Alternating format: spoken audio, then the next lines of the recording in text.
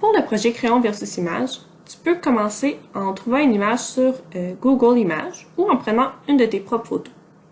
Tu déposes ta photo dans tes images de ton ordinateur ou de ton Chromebook, donc tu enregistres l'image sous, tu t'assures que tu es bien dans le fichier Images et tu fais Enregistrer.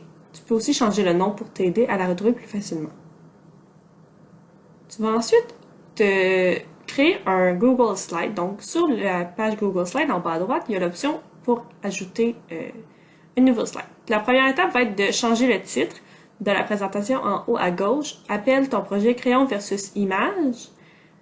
Ajoute ensuite ton nom et ton groupe. C'est sur une page de présentation slide que tu vas déposer ton image.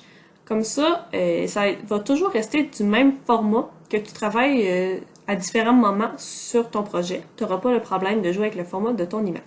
Ouvre-toi une page qui est vide, ainsi ça va être plus simple d'ajouter ton image. Tu peux supprimer la page qui reste, ça ne sert à rien d'avoir plusieurs pages. Sur le petit icône dans un carré là, avec une petite montagne, c'est pour tes images importées depuis l'ordinateur. Tu vas dans ton document Images et tu retrouves ton image que tu avais sauvegardée. Ensuite, tu dois la placer en utilisant le carré bleu dans un des coins de ton image. Si tu utilises un des carrés qui est sur les côtés, les proportions de ton image ne fonctionneront plus. Donc, utilise vraiment un des carrés qui est sur les coins.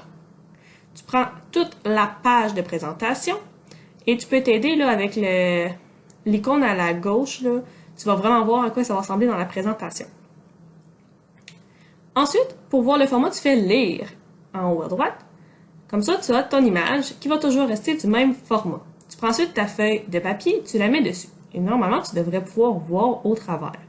Donc, la première étape va être de te faire une ligne approximative d'environ quelle grosseur tu vas vouloir ta feuille. Donc, tu vas la déchirer par la suite, tu vas faire un petit dessin et fais les lignes principales de ton image que tu vas vouloir conserver.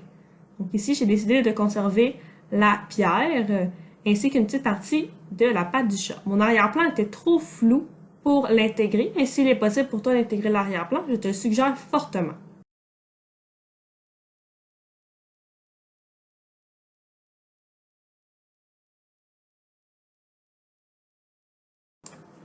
Lorsque tu as terminé de tracer les lignes prioritaires, il te reste à déchirer ta feuille, donc tu conserves seulement la petite partie que tu veux pour ton dessin.